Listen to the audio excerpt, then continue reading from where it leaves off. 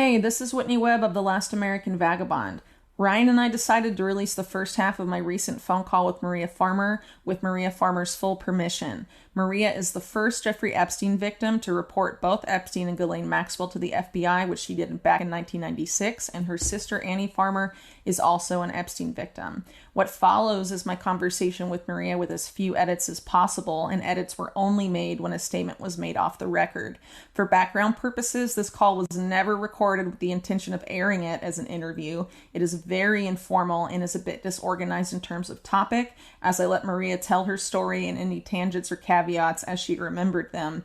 The intention behind Ryan and I deciding to release this phone call was being as transparent as possible regarding recent interviews and things I stated regarding my call with Maria, as well as helping this information reach the widest audience possible. The Last American Vagabond also plans to release the second half of this phone call at a later date.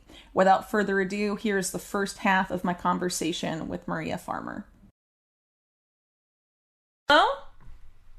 Can you hear me? Whitney. Hi, Whitney. Hi, this is Whitney. Yeah. It's nice to connect. How Hi. are you doing? Can you hear me?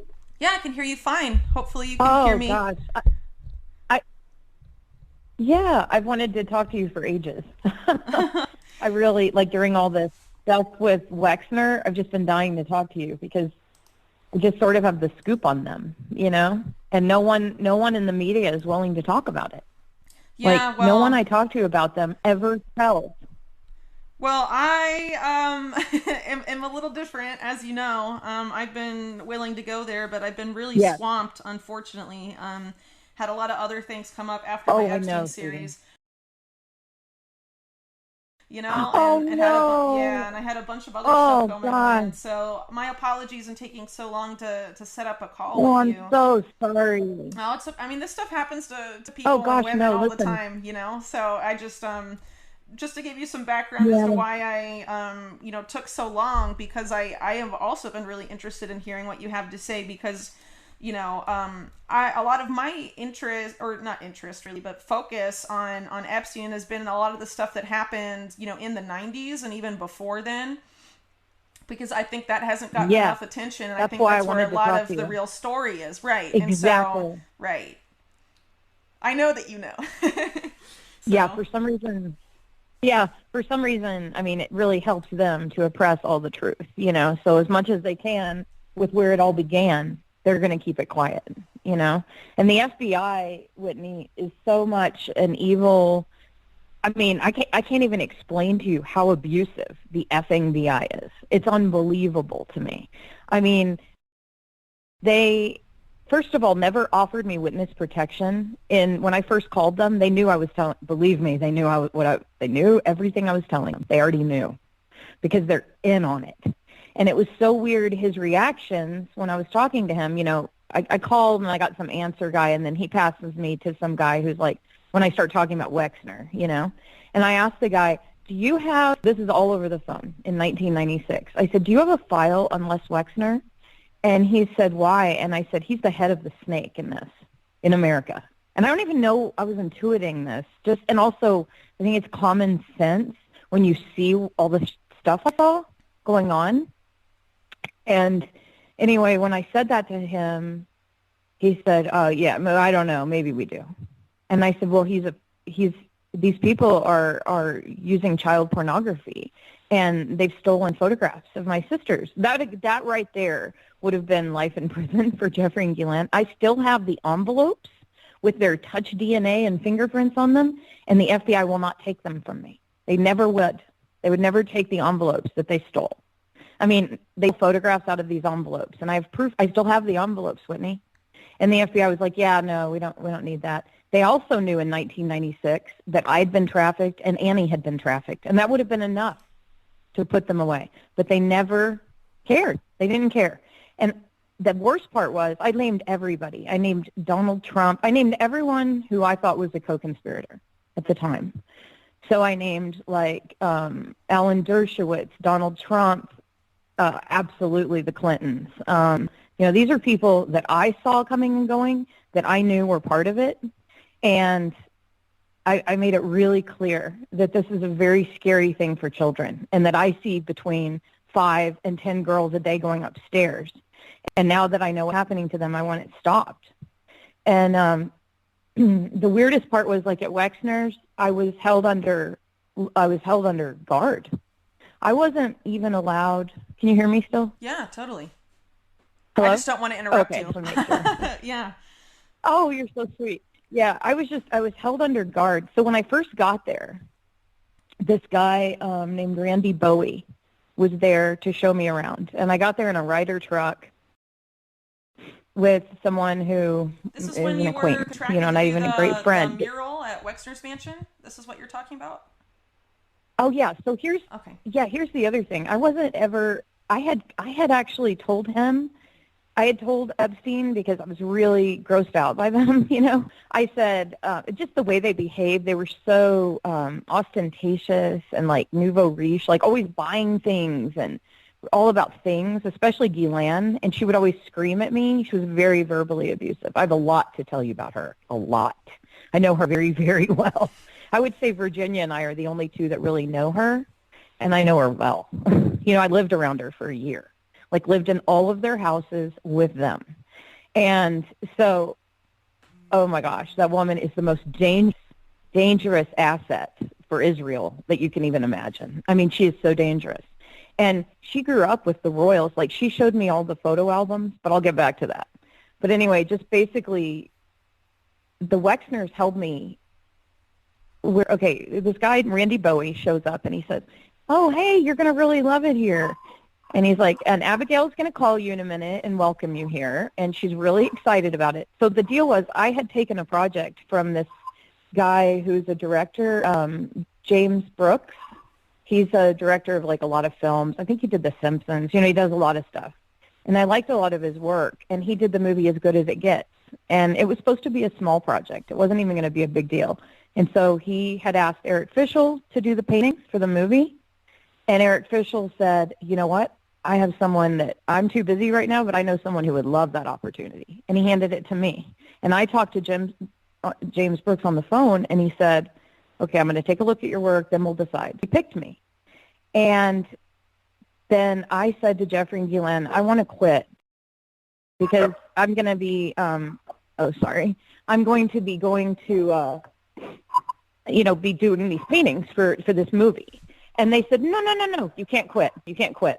This is what they did every time. I don't know why, but they were like, no, you can't quit. And at this point, they'd already seen a picture of Annie, so that may be why too.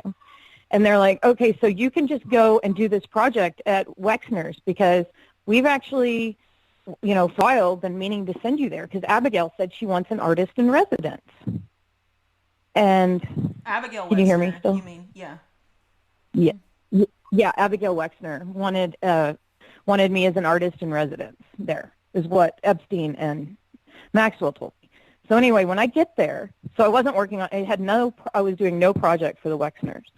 I didn't care about them, I wasn't impressed by them or anything, and I didn't even want to go there. I did not want to go to Ohio, but I did. I went to Ohio, and when I got there, he was saying to me, Randy was like, "Listen, you'll go inside and take a call from Abigail, but don't come outside again unless you call her and get her permission." Now here I'm standing outside, and it's really beautiful with my little dog, and I'm thinking, wait, what? And my stomach just sank. And that was like the first clue.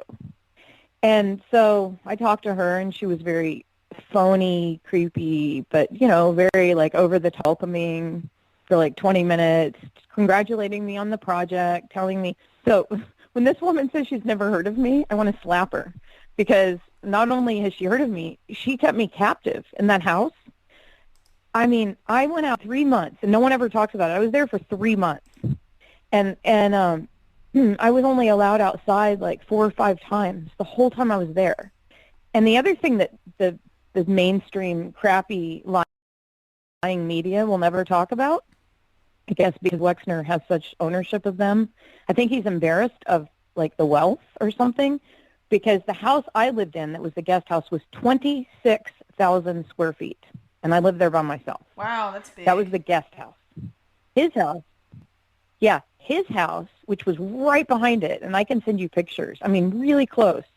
Like, I have pictures of my brother on the back porch, and This was one of the times we were allowed out, and you can see their house very clearly from him, and you can see in an aerial view. It looks like a second set of arches. Anyway, it's the guest house, and it very much was owned by them, and they had 330 acres that surrounded it, so you can't leave the house.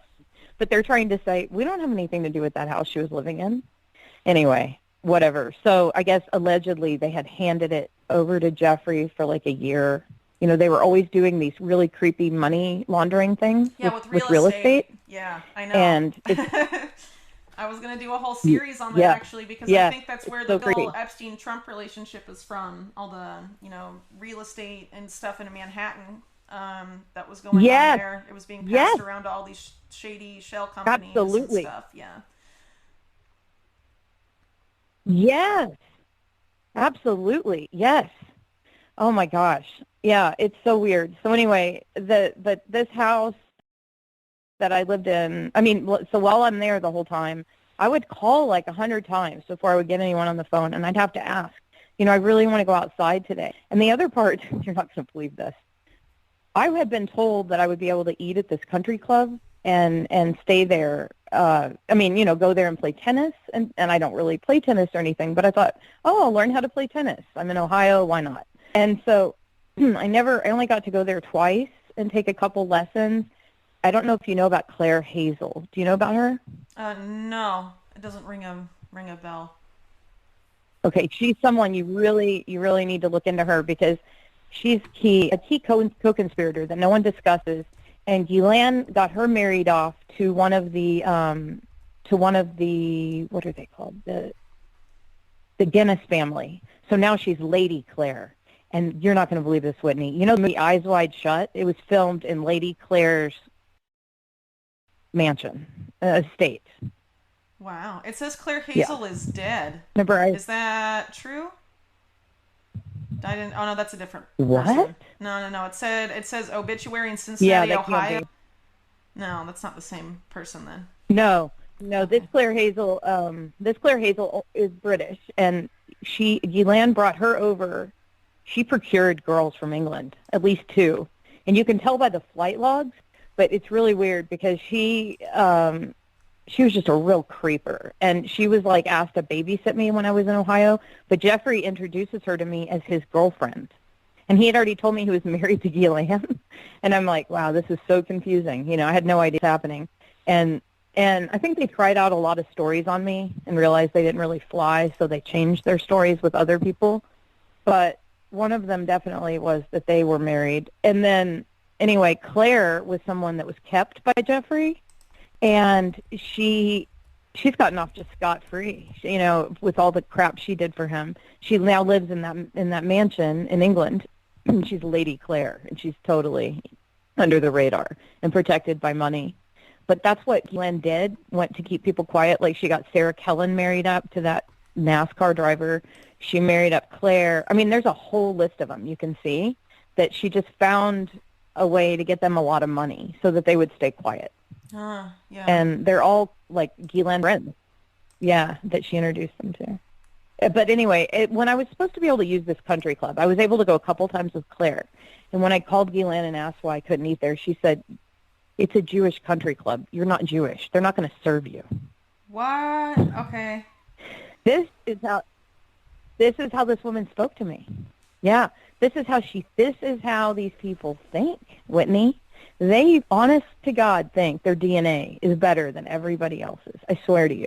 It was a theme all the time with them, with Eileen Guggenheim, with Jeffrey Epstein, with Ghislaine. It was a theme. Jeffrey was a lot less horrible than Ghislaine as far as a human being, like just being around her, because she was raping just as many children. But she was the one with like she used to be very smart, and now she's become like a decrepit intellect. She's not an intellect. She used to be an intellectual, I swear, and she was fascinating to talk to. And I don't know what she's consuming, but it's not helping her, because she's just absolutely. I don't know if she's drunk now or something, but she's not smart. I saw a lecture she gave at the UN, and it was just so dumbed down. It was not who I knew. Maybe drugs or something. I have no idea. Hey, wouldn't it surprise me, man? To be honest, I mean, someone like I that, know, I know. who knows what they get into, you know? So, Yeah. anyway, so the country club, you weren't allowed to So go yeah, because you it, just it never was know. only for, people of a certain religion Jewish and people. ethnicity. Okay, Yeah, so that's religious. unfortunate. Okay, so Right. how And long were so you then at when I this, was at home, oh, sorry, go ahead. yeah, I was there for 3 months. Okay.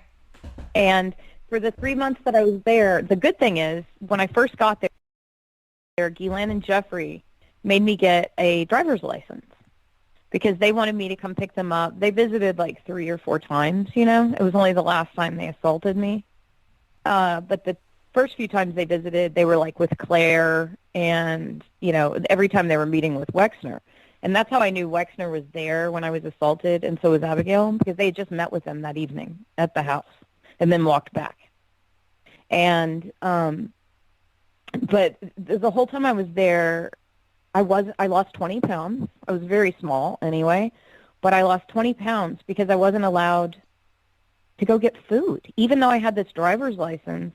And Jeffrey had given me his SUV to use while I was there, but I couldn't go outside because, Whitney, there were sharpshooters, and no one discusses this. Actual freaking sharpshooters everywhere. And I have a guy that I can connect you with who was Claire Hazel's boyfriend, even though she was dating Jeffrey, who also witnessed the sharpshooters in the bushes, and Claire described it all to him. Because Yeah, Claire sure. I used to mean, go there all anything the that can time. She help called it the, corroborate it, because the thing with what yeah, I do is that there's a lot of people that have been trying to discredit a lot of the stuff I dug up on these people and the whole mega group crowd and all of that. So yeah, anything that can corroborate a little more, the yeah. more people you have that witness something, the less people can try and poke holes in your story. You know what I mean? So anyone you want to connect me Yes, to, absolutely. Absolutely. pictures, any of that, feel free to send my way. But one thing I was going to tell Yeah. you once we finish, but I'll just tell it now. My email is changing.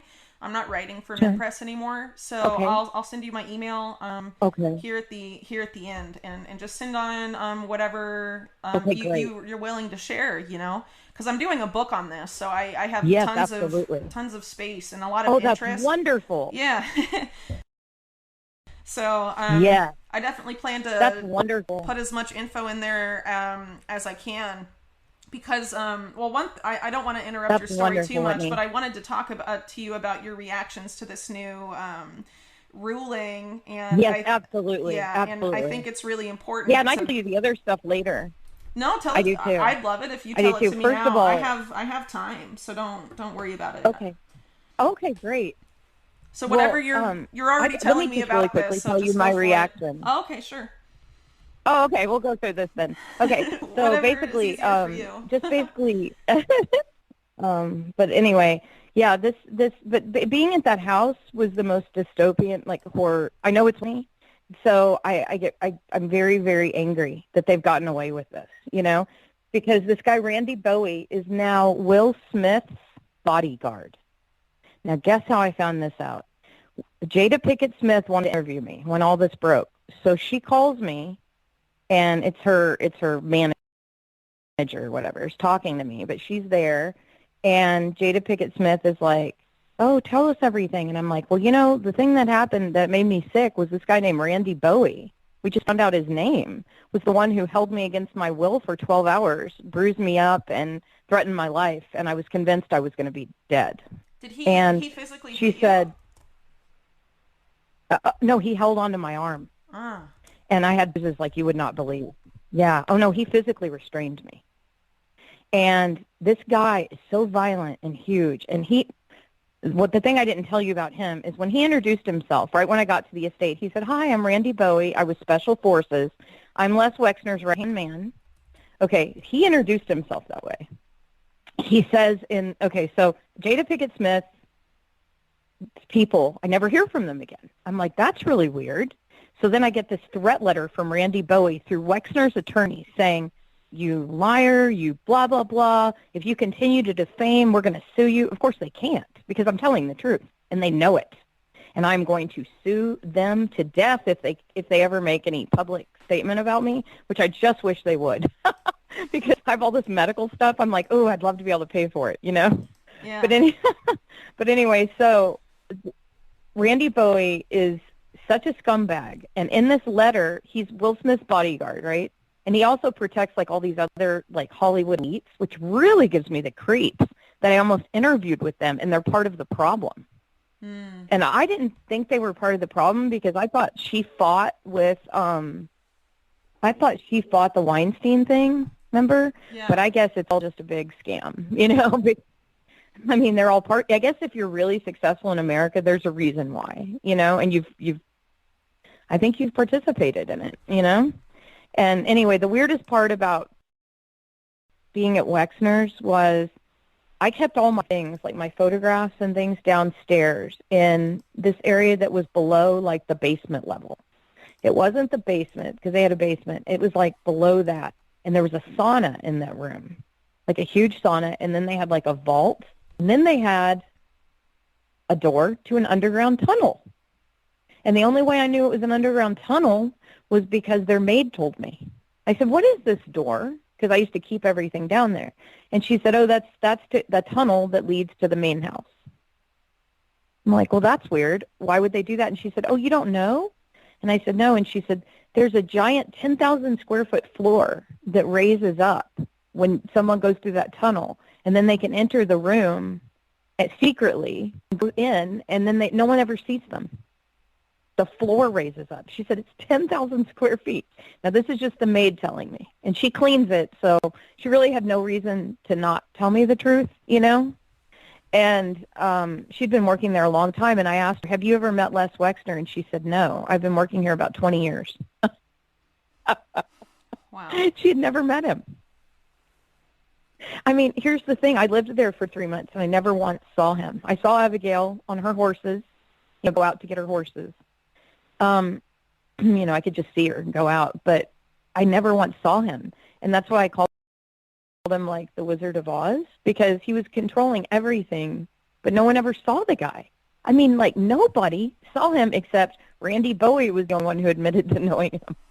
But the other people that I would meet on the estate, they were like, "No, we've never met him. We've never seen him." And Claire Hazel's boyfriend, I asked him, and he said, "No, I never saw him. He saw Ghislaine calling Claire all the time, giving her orders." And then he also had, I'll let him tell you, but it was pretty interesting. He had some good insight. But anyway, basically, this downstairs where I would sauna and everything is where I kept the photographs. And the only way Ghislaine and Jeffrey knew that is they watched me on video all the time. So Also, one day I would go. And they were watching what you were doing. One day, oh, it was completely. Oh yeah, God. it was completely, it had the same pinhole cameras. Okay, so Wexner set up, just so you know, nobody talks about this, but Whitney, before that first house, before the house on 66 or 70-something, whatever, 71st Street, the house that Wexner gave to Jeffrey for $1, you know, it's like the mansion that he raped all the children in. Before that house, there was another one. Yeah, Wexner gave him that one, and that thing was incredible. That's where Annie actually met him. I brought her over there. But that house, that mansion then was later given to Ghislaine recently. She sold it to give it to, or the townhouse, whatever, and that's how she settled with Virginia. She sold that. And I know because I was testifying for Virginia. Yeah, but anyway, she was like, I mean, oh, my God, that woman. And she also had an apartment she took me to. And I walked in the first day, and it had one of my drawings on the wall. And I'm like, "What are you doing with my drawing?" It had been in my portfolio in my apartment in New York. And someone had gone in there and taken it out and framed it and hung it. She said, "Oh, I always liked that, so I took it." What? Wow. I'm like, "How did you take it? It was in my apartment." I'm like, "Forget it. Just forget it," you know? Yeah. And so then she shows me all this. Yes. So then she shows me all this stuff on the mantle, right? I could like, seriously, I have a photograph of that drawing. It is so weird that she had it. It's a torso of a male. It's like a Roman a drawing I did in red pencil. Anyway, so she takes me to the mantle. I'd never been in this apartment. It's on the Upper East Side. It was like probably 3,000 square feet. Really nice apartment. Like, I didn't have any friends that lived that well, you know, but it wasn't like, you know, showy like her other places. But she shows me on the mantle, and I'm like, oh, what's this? And she said, these are things my father took from the British Museum. And she's like, they're ancient relics. And I'm like, did she?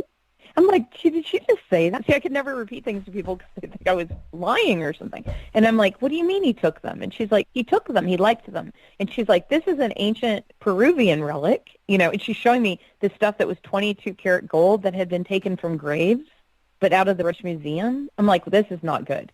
And then she showed me all the royals. Like, she had about like 12 photo albums of growing up with the royals. Everyone thinks that they met at Oxford. No, they did not. Yeah, I'm lying about that. Yeah. She showed me pictures. Yeah. Well, Yeah. I talked about, I did an article where I brought up some scrubbed news reports talking about Ghislaine and Andrew way before they said they officially met. And I also heard from someone that Epstein was in London a lot in the 80s, and that he had met Prince Andrew at some point during his time in London in the 80s.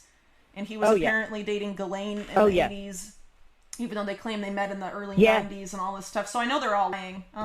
So trying to figure out like, how much they knew. I mean, any of that information is really helpful. So Yeah.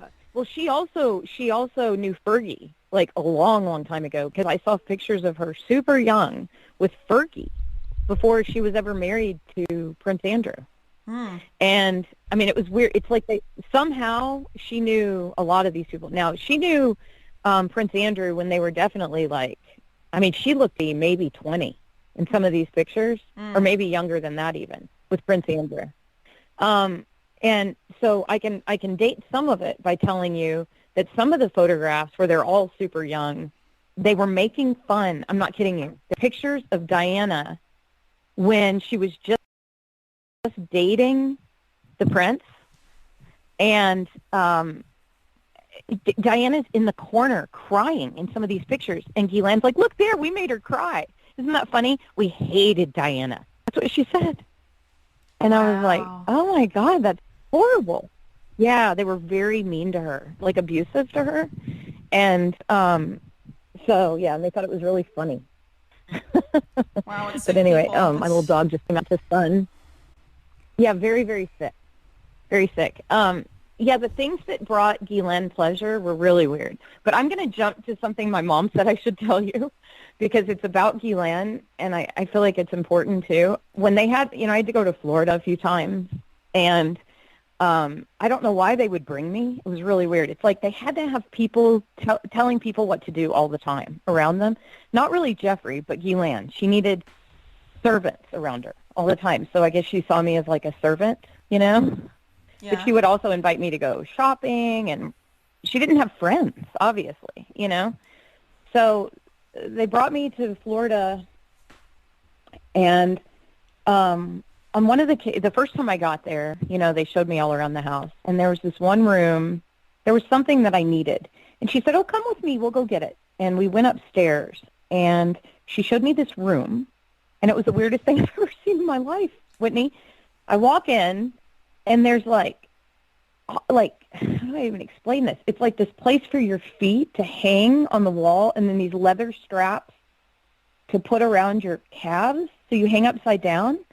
And then there were all these, devices everywhere. Okay, so I'm like, what is that? And I point to the wall, and she said, well, that's for yoga. I can hang upside down for 45 minutes like a bat. Keeps me really young. I was like, that's so weird. And I said, well, what's this thing in the middle of the room? She said, oh, that's a sex swing, honey. She goes, that's a sex swing. And I'm like, oh, I'm going to be sick, I thought, man, the British are weird, She's really like the first British woman I've ever known. Yeah, I'm pretty sure that's not representative of British people. But yeah, I can understand why you think that. It's not, no. Yeah, because she's just so eccentric and British, But anyway, so, yeah, no, they're not. But so the other weird thing about that house, which was very disturbing to me, thinking about children going in now that I think about it, because you think about this, when I was going to that house, those little girls they were in diapers, the ones that were raped in Florida. They weren't even born, and they were 3. Like, Virginia was just a few years old when I was going down there. And everything that I told the FBI and that they knew to be factual, they ignored and then let all those little girls. So that's the part of it that I think has made me sick, like have cancer. Other than Randy Bowie, I think it's that fact that they are not, that the FBI was in on it. And I honestly, after this experience, I think the FBI was created to protect these people. Well, the That control FBI everyone. historically I honestly God, has because always run interference for organized crime. Like J. Edgar Hoover never pursued the mob, and Wexner's tied to that same mob that he was covering up. You know what I mean? So, oh my God, yes. Yeah, so it goes way back pretty much to the beginning of the FBI. Okay. So yeah, well, I took it personally. Yeah, that's definitely why. Yeah. So the other thing I'm jumping around, but while we're on the subject of the FBI, I just want to explain the level of abuse I've endured. So basically, when I told them everything, I was on the phone for 45 minutes with my first report, right after talking to the NYPD. As we're getting off the phone, he says, "Don't tell anybody." Who says that to someone? And not only that, I had asked, "Are you going to do anything to protect me or anything?" And they said, no. Okay, so then 10 years later, they come to me in North Carolina. And I'll tell you about this one woman, Nesbitt Kirkendall. I don't know if you know anything about her, but she was a serious hero in this. She really, really wanted to get Epstein. And she was my agent. And now they think that she might be in witness protection because no one can get in touch with her, but she's still with the FBI, but no one can find her. And Brad Edwards, like every time he would find her house, they'd say she moved out in the middle of the night, like 7 different times. So he's never been able to talk to her. Wow. But I've talked to her a few times. And, Nesbitt was amazing. She's like a superhero, Whitney. You would love her. She's brilliant, and she really, really, really cared. And she knew that children were being harmed, and it was killing her because she has children. And she said, "I tell you what, we're going to get him, Maria. I promise you." And she was just the coolest lady in the world. I believed her, and she believed it, right? And she was a champion for this. She had worked on it for years. So then when she came to me, I said, "Oh, God, is this about my student loans?" The FBI's at my door, and they're like, "Oh, no." And they thought that was really cute. And then they came in, and I was like, "I don't know what to serve you guys." So I served them like cookies and orange juice. And they're like, "Maria, no one serves the FBI anything." But anyway, Annie tried to sell them Arbonne. It was like a pyramid scheme she was in. But so anyway, but after all this, like, I asked, okay, so they wanted me to testify in Florida and Annie to testify in Florida. And they said, we can't offer any of the victims witness protection. What is that? That's nuts. What is that? That's criminal. That's what it is. Yeah. Yeah. Yeah. And then Acosta made sure that everything was, ruined. And I got a call from Nesbitt, and she was crying, and I didn't even understand what she said. And she was talking about they'd lost, and I didn't understand. So no one ever said, "Hey, by the way, Epstein they let him off." No one ever said that to Annie and I. So we were still waiting to testify until like 5 years ago. We're like, "Do you think we're going to go testify in Florida soon?" Like, no one ever communicated with us. Okay, so they swept Nesbitt away. Like, they took her off because they didn't want this solved, right? So they got rid of her on the case after all the years of work she dedicated herself to this. So they get rid of her, this genius, and then they settle with him. No one ever says anything to us. Then but before all that, I was already in hiding because of Vanity Fair. Vicky Ward I'm going to tell you right now, she's a monster. She's a true monster. She's not a hero. We had to send a cease and desist letter because she's harassed my family for so long to try to save her face because she told Ghislaine Maxwell over drinks that I reported them to the FBI. Can you believe that? Holy shit. And so this was in 2002. But wow. In 2000, no, please, I cursed my head off. So I'm sorry if I do, but no, yeah, it's fine. I've been through enough. I'm going to curse. I noticed that she started following me on Twitter after my series, and I was like, that's interesting. I've cited some of her reports just because a lot of Yeah, people sure is. don't, you know, they don't really, well, I don't know. I thought I might get a hit piece or something, but sometimes I get people, mainstream people following me, I guess, after the Epstein stuff. I guess they know I was saying stuff. But Yeah, yeah, the pictures of Vicky Ward and Ghislaine have definitely gone yeah, around. I think a lot of people have seen them now. But you kind of have to rely on yeah. these She's a mainstream sicko. sources I'll from tell you back about then, Vicky. because otherwise no one will believe I you, know. which sucks. But I know. I know. It's so sad. Yeah. It's sad because, well, I was going to just tell you just a short thing on Vicky. She, for a year, promised us our safety for a whole year. And see, I didn't meet with Graydon. I met with Vicky. And so Vicky's the one that's responsible here because she was the person who promised us our safety. And she promised us that she would protect the story, right? Since then, she calls and threatens, I own your story. I can write your story. I mean, she's a real piece of work. Vicky Ward cares about one person, and that's Vicky Ward. She had CNN sending me hate mail and threat letters if I wouldn't interview with her. And so my lawyers had to send CNN and Vicky Ward a cease and desist because wow. of her hate. She was calling my mom, making her cry, like harassing my mother for years. We're not talking for but it was only when it was in style Man, to I report on just it. can't believe So all the she things tried to that make herself, people and this, like you have gone through. Oh my gosh, I just can't even imagine it's so living this. gross. It's so gross. It's Wow. so gross when people like Vicky Ward try to get accolades and they're really abusers. All I wanted to tell you about her, just because it's an important part of the story, is that my whole family interviewed with her, and it took us a year. Finally, my dad flies out. We all interview with her. We're sitting there, we give her the story, and then she calls and says, and I give her 3 sources. No one ever admits that. 3 sources, but they weren't just sources. They were billionaires and a famous artist. So 2 billionaires who don't want to lose anything, right? Very selfish people. They're billionaires, but they're willing to vouch for me. And they said, no, we'll absolutely vouch for Maria Farmer and Eric Fischel. And they all vouched for me. My story they knew because I had called them from the estate of Les Wexner. But here's the problem with Vicky Ward. Vicky Ward, she goes up to my lawyer in court and says, I know it's awful what I've done to Maria, but, I'm a kept woman, and I need to live in a certain style, and my boyfriend keeps me in my clothes in Bergdorf's. My lawyer's about to throw up on her.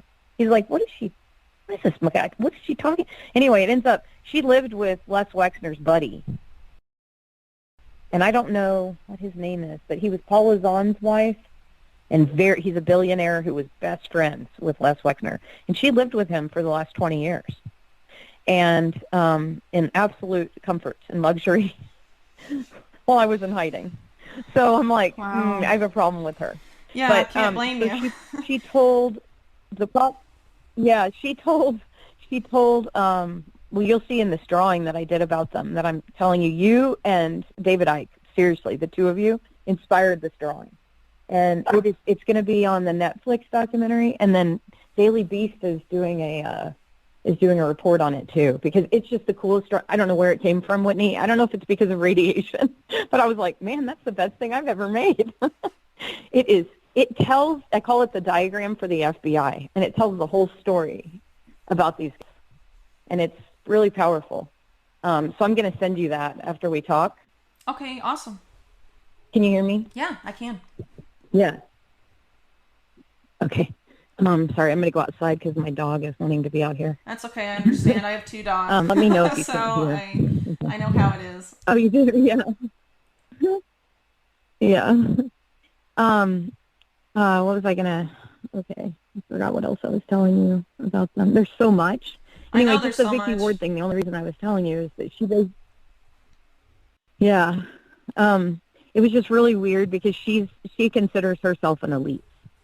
Yeah, And I've noticed she that. makes it very clear, I've seen that a like little I have a bit. friend. Yeah. Yeah. I mean, so Yeah, many of these she's big gross. She's not a journalists reporter. are in it But for the anyway, ego, and that's even true in independent media too, like, small alternative independent media yes, outlets. it is. I see it all the time, no matter the size of It's their so platform. true. Yeah, Yeah. it's a unfortunate profession. But really quick, well, in that sense, that it attracts a lot of people that are interested in their brand and Yeah. ego and not interested in the information. If it's okay with you, I'm going to send a message to my boss really quick, so I can leave Oh, open. yeah. I was supposed to turn in something today, but he knew that I was going to interview you, so I'm just going to tell him really quick, if you Oh, don't oh, mind, gosh. that I'm just going to Okay. stay on with you for as long as you Oh, want to talk no. today, if that's okay. Oh, that's so nice. Thank you. So just give me a sec to write that off. If you want to keep talking, though, feel Sure, free. sure. Oh, okay. I'm good at talking. It's okay, me too. I was I'm meant to pretty do this chatty, thing. so I Seriously. understand. No worries. Yeah. Yeah, so it's funny because I don't know why Jeffrey and Ghislaine would have like done all this around me. I have my nickname, the artistic whistleblower, that I gave myself because I'm like, I didn't keep it quiet, that's for sure. Yeah, But well, I mean, I it's really really weird though appreciate your bravery and willingness to speak up about this. Being a whistleblower, whether it's something like this or like people that used to be in government that speak out, it's hard. It's like emotionally really yeah, taxing and requires yeah, yeah, a lot of guts. it is. So I think enough people don't. Not enough people Yeah. realize that, but I just want to let you know that I think it's incredible, and I really, Oh, thank you. as much information as you give me, I will put in the book. You know what I mean? Oh, that's awesome. Yeah. So, well, one thing I wanted to say about I was telling you about at Wexner's too, and I can't remember. Oh, I used to. It was so creepy because Abigail wouldn't give me permission to go outside, so I would go jogging in the house, and so I knew the house really well. But I never went into Epstein's room because Ghislaine said you can't go in there. But I was talking to you about the cameras, and so there were little pinhole cameras in that first mansion that Annie met Jeffrey in. And in the second mansion that he gave Jeffrey for $1, they were in the building that his brother owned on 66th Street. The There were apartment pinhole building. cameras in all these buildings that Wexner, yes, Okay. all the Yeah. buildings that Wexner had owned.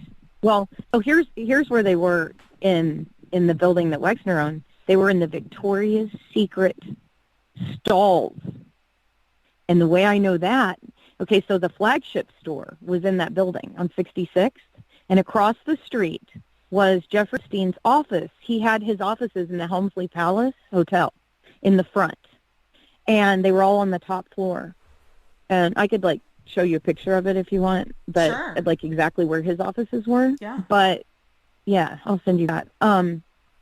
But, I mean, I'll just get it offline and show you which one. Well, But I really need to piece together as much as so, possible what they were doing in New York in the 90s, because there's so little information about it. I came across some articles yeah, that have since been scrubbed talking about Ghislaine's offices, that she was running all these weird businesses in Manhattan, but I mean, it's very little information, just references to it.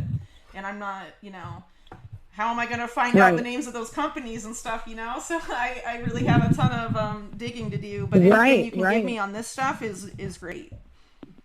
Okay. Yeah. I didn't know Ghislaine had offices then because when I was with them, by 1995, they were full-time. She was full-time, what she called the lady of the house. And she was full-time getting children for him. Full-time. I mean full-time. And the other Oh. person who was always going around with her, this is really weird, Donald Trump's ex-wife, Ivana, Mm-hmm. was always in the car with her. I mean, constantly. No one, not one news organization will mention that. I wanted Ivana Trump to explain herself.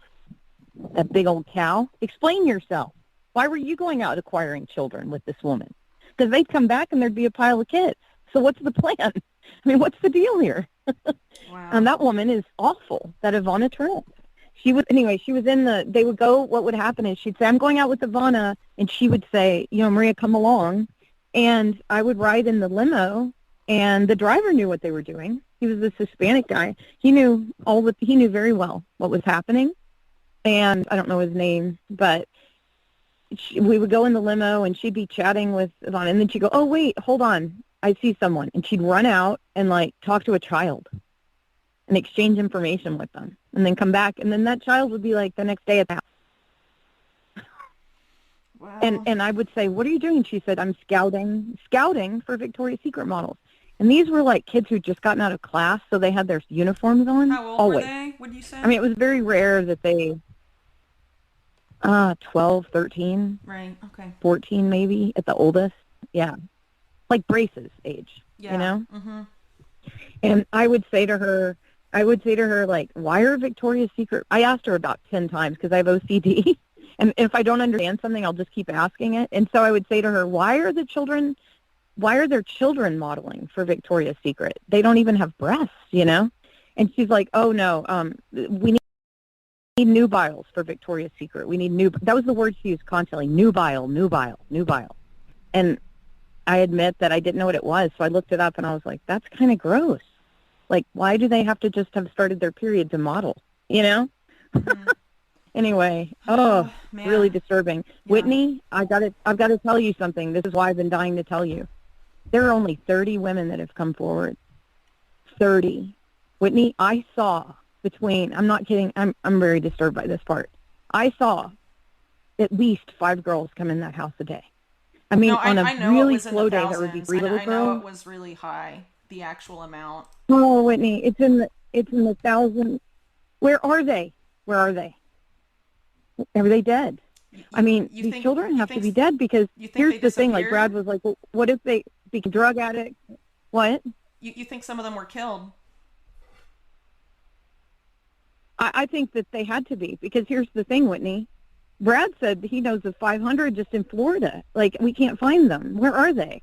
And the thing is, like, oh, this kid's making that his loud machine out there.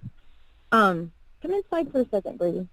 Anyway, all I was going to say is that these children were between, thousands. I was there a year, and I saw thousands of little girls, it was so exhausting, Whitney. They were in his offices. There were just constantly little girls there, constantly. And I remember one of the reasons I quit, I said, I am tired of dealing with the number of people coming and going. You know, I'm just tired of, and that sounds horrible now, but I didn't understand what was happening entirely. I just knew it was weird. And I certainly didn't know it was pedophilia. I mean, and the other thing is, Gilan had said one day in Florida, when I was in Florida, she said, we have to go on a jog for a while. And I said, why? And she said, well, Jeffrey needs 3 massages. So while I was in Florida, there were 3 little girls being assaulted. And now I look back on that, I'm so creeped out. I didn't know. But I knew that they abused their maids from the Philippines. That was another reason I quit. Because one day I went to take a nap upstairs in the 66, or in the mansion on 71st. And, I worked the door, like signing people in, and there was no one coming in that day.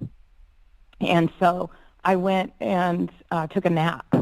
And they were the sweetest ladies from the Philippines ever. And they came in, and they were like kind of tucking me in. And one of them whispered, I said, how long have you worked here? And she said, we were stolen.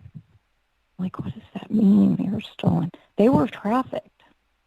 And they had women from the Philippines in Florida and in New York and in the house on in the ranch. And no one ever cares. Like, I mentioned this, and everybody goes, yeah, well, they traffic people out of the Philippines and Thailand as servants. It's like so sick. Yeah, wow. Well, that's where Virginia escaped, right? Going to Thailand to try and pick up some girls there for these guys, right? Mm-hmm. Stolen. Yeah. That is they sent sad. Annie there on an actual program. Yeah, we were stolen. Oh my God. No wonder I can't believe I only have 2 kinds of cancer. I mean, seriously, the things I've heard. But the worst part of it all was just being at Wexner's. And for me, the very worst part was when, after I was assaulted, I called a bunch of people. I called everyone I knew. I called Eileen Guggenheim. She was the dean of students of my graduate school. And I told her what happened. And I said, I think Annie might be dead. This is horrible. I thought my sister had been murdered. And she said, well, you must have done something wrong. What? Oh my gosh. That's what Eileen Guggenheim, I hope you make that quote in your book. She said, well, you must have really done something wrong. That woman hung up on me after that. And the only time I saw her after that was, so I'd just gotten out of graduate school, the dean. She's still the president of the board. The year before that, Eileen Guggenheim called me and said, "Hey, Maria, I need you to move to London." I was visiting my family at home in Arizona. She goes, "I need you to move to London and go to live with Cy Twombly. You're going to be his lover. So he's going to call you right now." And I didn't even get a word out. I had a boyfriend, Whitney. I'm like, what is going on? And I'm not like a loose person, you know. Yeah. It's so strange. So this man calls me. He's dead now, but he calls me from London, this weirdo, and he's like, "So Eileen Guggenheim told me that you would be willing to come here and you'll be my life partner." And I'm like, "No, I will not." I mean, I hung up on the man. He's like he's a very famous artist. I don't know. I'd never heard of him. But I looked him up afterwards, and I was like, God, that is the creepiest thing I've ever heard. She's a pimp. She tried to pimp me to a man named David Schaefer. She tried to pimp me to, have you heard of John Paulson, JP? John Paulson, he's a billionaire. Sounds familiar. He created the financial crisis yeah. Yeah, he was the 2008, he's the only one who benefited. He and Alan Greenspan are buddies, you know. But JP was a good friend of mine, and I met him through Eileen because she tried to push him on me, but instead he helped me start a company, and he was actually very honorable. But then I found out he created the financial crisis. I'm like, oh, crap, he's not that great. But that was like my one nice acquaintance at the academy. But she tried to pimp me to all these people while I was a student. So here's the thing. There's a guy that, and I'm only telling you this very quickly because it's so disturbing. She sent me, there was a Halloween party the first night at the New York Academy, first year I was there. And she said, "Hey, will you go across the street and get Christian Vincent? He's an artist that lives across the street." And I'm like, okay. She said, "We can't reach him. Go over there and get him." And we had been to his apartment before because Eileen had taken me there to see his art. So I ring the doorbell, and he was waiting for me.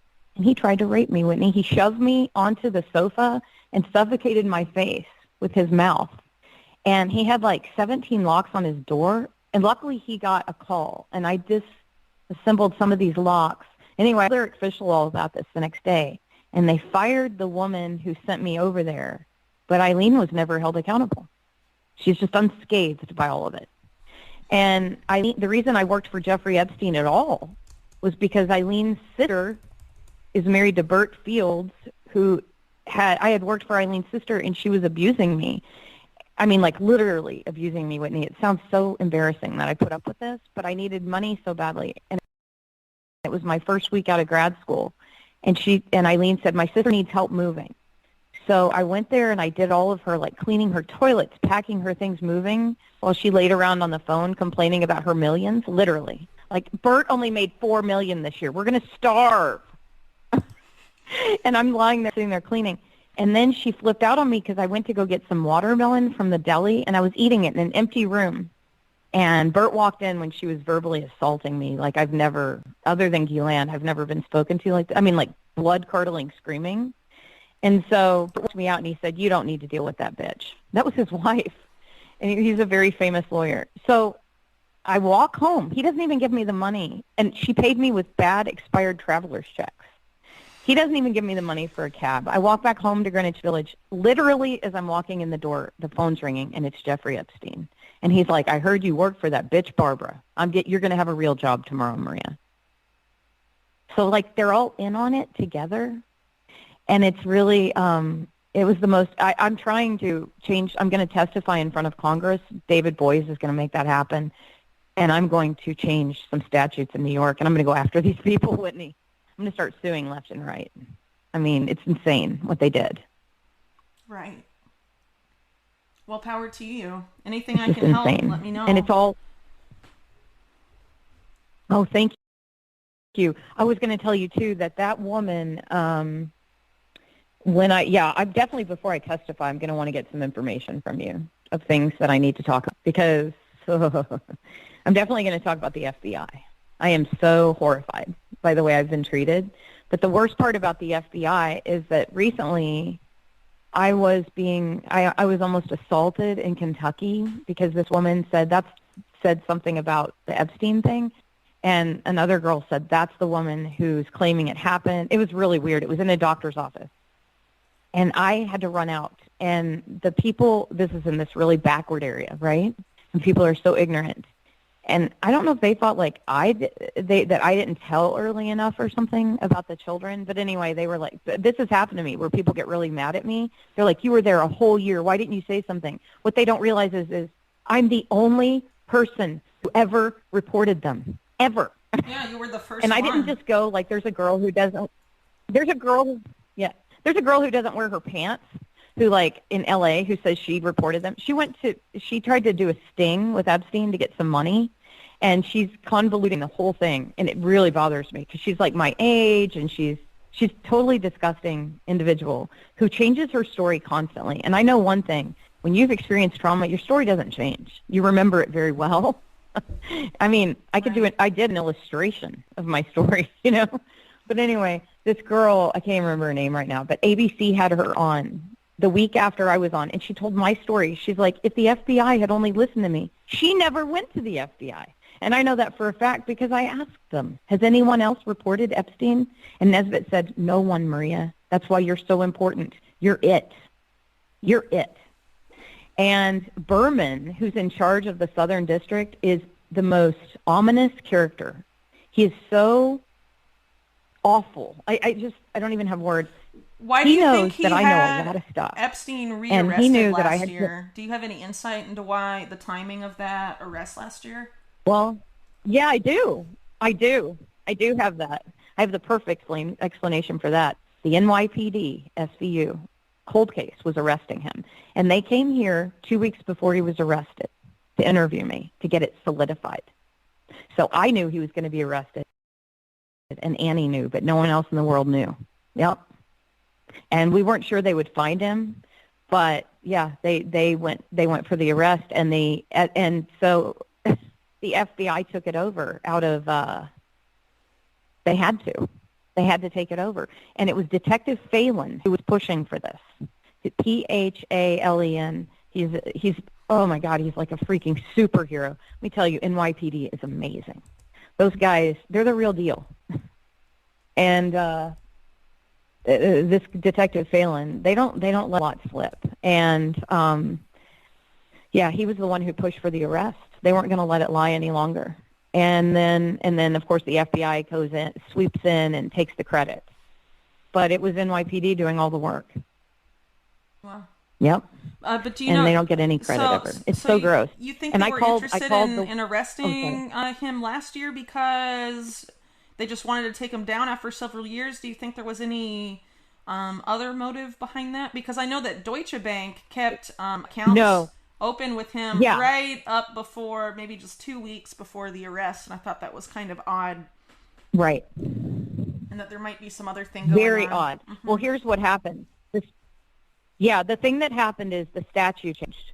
And as soon as the statutes changed, they had, all these children that had tested, had explained what had happened, and they had gone to NYPD, and they had gone to, or NYPD had found them and interviewed them. It happened. And so anyway, because as soon as those statutes changed, that's when I filed my affidavit, because I was helping Virginia to back her up, because all these scumbags are saying she's lying, and she's not lying. She's telling the truth. And so I needed to back her up. And so David Boyce called and said the statutes have changed. Now's the time. Because I had met with David 3 years before in Florida, and we were talking about when we were going to bring this public, So this has been in the works for a while. But he said, now we can do it because the statutes have changed and we can go after him. And so that's why I filed my affidavit.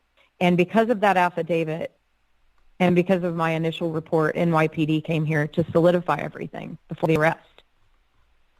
Yeah. And they, I guess, they had talked to all the women. They had talked to all the women who are now women, but they were children at the time. And there was one girl who had just such a solid case that they were able to hand that to FBI to say, okay, follow this. But, the FBI has done nothing with it. And I can tell you right now, 100%, Whitney, I knew that man. He would have never in a trillion years taken his own life. And I also know he was an asset. And he's the kind of person, Epstein said this to me one time. He pulled me aside, and I spent I spent a lot of time around them, so I observed them, and he was a total, like, he was the opposite of Glenn. He was someone who really enjoyed, like, game playing and, like, making people laugh and surprising people, like, shocking people a lot. But so he would say really weird things. But one day he pulled me aside and he said, Maria, look at this. You see all this? And I'm like, what? And he said, this room, all these decorators coming and going and all this stuff all this artwork and this beautiful furniture. You see it all? I said, yeah. And he said, I got it for $1. And I was so pissed. I'm like, $1? I pay $500 a month in Greenwich Village. I thought that was a great deal. How did you get this for $1? And this is the first time I heard the name Les Wexner. He said, Wexner gave it all to me. He'll do anything for me. Yep. He had this big smile on his face. Why do you think Wexner I said, would wow, do anything that's for kind of him? incredible. And he said, Did yeah. he tell you about his relationship with Wexner, what it was like? Did he, like, elaborate any on that? No. On that, at that moment, no. He did later talk about Wexner. Like, he said he was his only client. When I was at Wexner's, I was like, this is the weirdest place. And Jeffrey, it's weird because there was a reason why he was able to be around all these people. He was very charming. But here's the thing about him, Whitney, and this is the thing that makes me so angry more than any of it. He was a sicko, like sick. He had a mental illness. He was a true pedophile. And all these people knew that, all these adults. It took a year to figure it out, okay? It took the photos of my sisters being stolen. Because even me being molested, it's like, well, I'm an adult, right? But it's sick. But finding out that those children, oh, damn. I mean, these pictures, it's why I stopped painting for 20 years. Because I was painting from images, and it just was so upsetting to me that I couldn't even pick up a brush for 20 years. And I actually gave the paintings I did there recently this year. I sent them to Eric Fischel. I was like, you can have these. He always wanted to buy them. And I was like, you know what? They're so disturbing to me. You can just have them. And you'll keep them in your private collection. And he was like, oh, these are incredible. Those are the ones I did for the movie, But I just couldn't even look at the paintings, Whitney. It was so disturbing. But anyway, basically that, yeah, he didn't tell me more about Wexner at the time. He did when I was asking him why everything was so weird. He said, yes, he said that, when people have a lot of money, sometimes they become very eccentric. But he always liked to say, basically, he just indicated that Wexner, like he had Wexner wrapped around his pinky. And I think he knew something on Wexner, and I also think Wexner is gay. And I'm not giving Wexner any excuses here. A lot of people But I think say that Wexner had a crush on Jeffrey. Yeah, and the reason I think this is because Jeffrey indicated that to me. Just by not even saying it one day, I said, well, gosh, I mean, this man, he's so generous and he's your only client. And he said, Maria, he adores me. He'll do anything for me. Trust me. The man will do whatever I want. Wow. He kept saying stuff like that. So that's usually like more of a lover relationship than a, like what kind of employee will do anything you want? Employer will give you whatever you want. No, none of them. So it just seems strange to me. But I was like super innocent and pure kind of, when this whole thing happened to me. So it makes me angry when people are like, oh, well, she was an adult, so it doesn't really matter. And, that's actually not true. That's why I'm going to change the statutes, because some of my friends through this that were assaulted, he only really, really nice, wonderful, and very intelligent young women, Whitney. That's what's upsetting. I mean, straight A students. That was the other thing. Ghislaine would interview. Okay, so I was telling you about her house. I know I'm jumping all over the place. Pardon? They yeah, cared the about brain, because they were going to procreate with these children.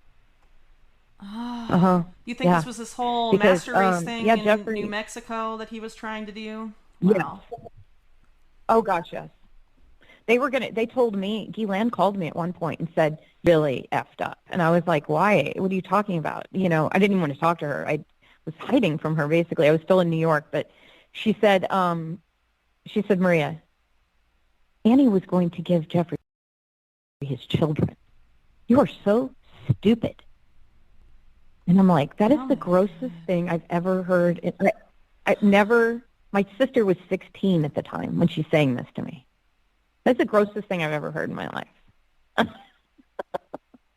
Yeah, And she, I she would mean, call me, and I would change it my makes me number, and sick, then and she'd it's not call even me my again sister, you somehow. know? Oh man.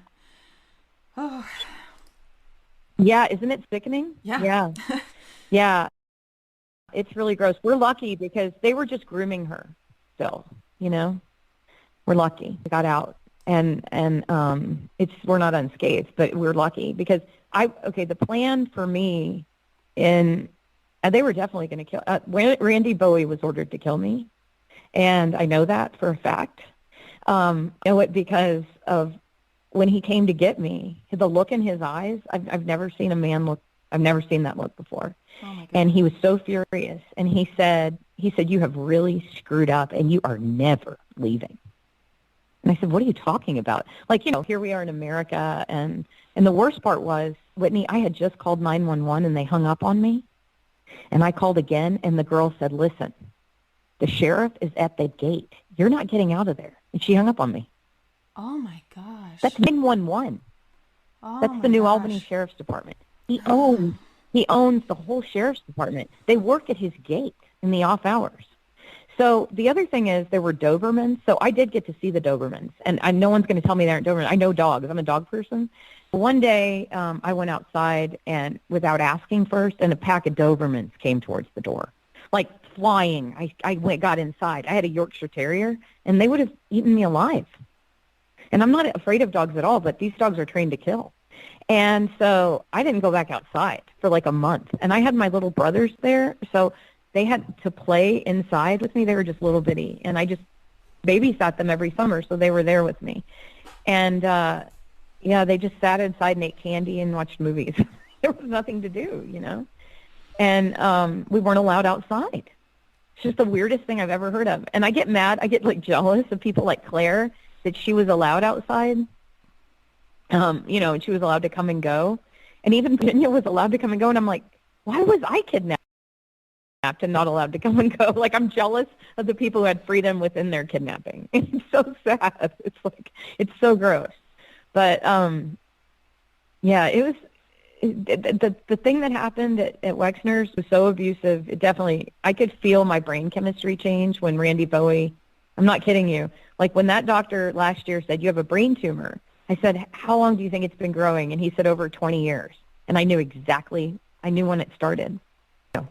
I knew it was when Randy Bowie threatened my life because, when you feel everything like drained to your feet, this was beyond that. It was like this weird feeling of, oh my God, I'm dying now. And he assured me several times that I was never leaving the estate. And the only reason I got to leave is I literally called from that estate. I called every person I've ever met, ever, and screamed that I was going to be murdered on that estate. And I did something that I had seen on Oprah where she said, don't ever let them take you to the second location. That's where they're going to kill you. And so I stayed with my arms wrapped around the posts of that freaking house for 12 hours. I would not let that guy take me. And I mean, I kicked and screamed and I made a scene. And he would pace around the truck because I have a truck there. And he would just pace and pace and pace and pace. And he's like he's a very dangerous man. Oh my gosh. Very dangerous. And when he sent the threat letter to me about speaking about this, he said, if I ever speak about it again, I'll be sued. And of course, I've spoken about it to every news organization. And they check, and then they never, ever report on it, right? But he knows I'm speaking about it. So he's taken all of his information offline. But his excuse was, my client, Randy Bowie, couldn't have done this. We'd like to know the day and the moment your client claims this. It couldn't have happened. He now has a wife and child. Wait, what? How's that an argument? Am I missing something? Wow. So after what you went through, do you think... So he's Jada Pinkett Smith and Will Smith. Bodyguard now, you said. But something I want to ask you really quick. Yeah. If that happened to you, and let's say you had been, what if that house had not had a phone? Does that make you think that this has happened to other women, to other girls that were there? Absolutely. Yes, absolutely. You better believe it. Yes, absolutely. And I think I really wish you could talk to Virginia at some point. I've tried to reach out to her I because she can't say follows me on anything Twitter, more. but I don't have her email. So if you would be willing to Okay, connect us, I'm I going to would. connect you two. I'm going to connect you. Yeah. Oh, you better believe it. There's another kid, just to help him out. There's this kid, Bobby Capucci, that's like not benefiting at all from this. And I just wanted you to follow him or help him get some follows because he's like really dedicated. I'll tell you the story. His girlfriend had really severe cancer last year, and she was so bothered by this. She had stage 4 breast cancer. She had to get a like everything done. She had a double mastectomy. She had chemo, radiation, and she was following this case while it was happening. And he was working really hard, supporting getting her through the cancer. And she said, I want you to promise me something, Bobby. When I get through this, I'm going to survive. You're going to support these women. I mean, these are like kind of superheroes, this couple. They live in Nevada, and they're super young. And he said, okay, I'll do it. And he started researching it. He had been like in finance, right? And he was a sportscaster. And he's like, all right, I'll do it.